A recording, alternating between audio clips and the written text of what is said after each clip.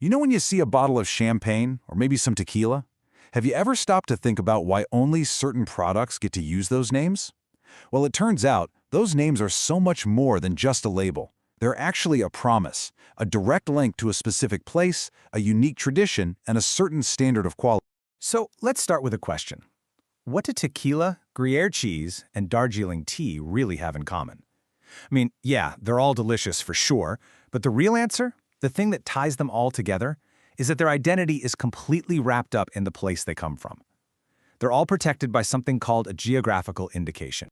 So let's break it down. What exactly is a geographical indication, or a GI for short?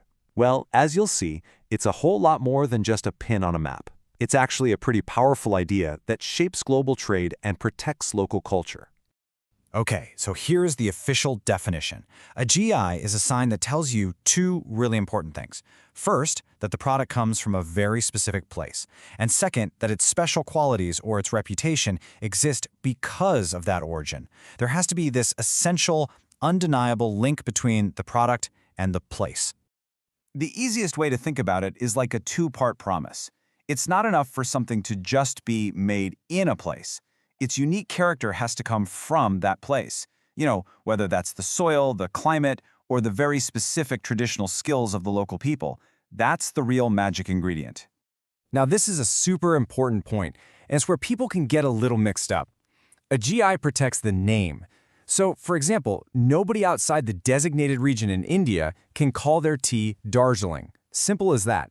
But what it does not do is stop someone in, say, another country from growing tea using the exact same methods. They can do that all day long. They just can't call it Darjeeling.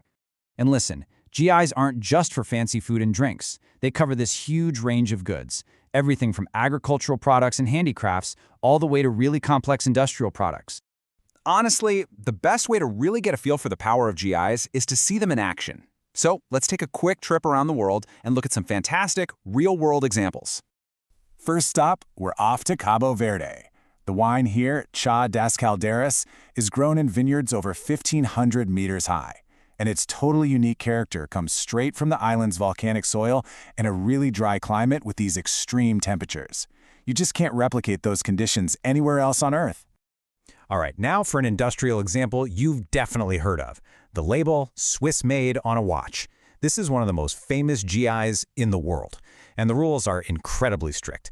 The movement, the technical development, the assembly, and all the final checks, they all have to happen in Switzerland. It's a rock-solid guarantee of precision and quality that's tied directly to Swiss expertise. Next up, we've got Bashkir honey from the Russian Federation. So what's its secret? Well, the unique natural environment of Bashkortostan is home to about 400 different species of honey-bearing plants. That incredible biodiversity is exactly what gives this honey its distinct, super highly valued taste. And for our last example, let's look at Tushadian Gouda cheese from Georgia.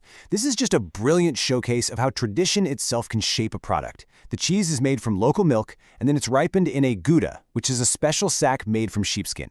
This unique aging process, passed down through generations, is exactly what gives the cheese its signature character.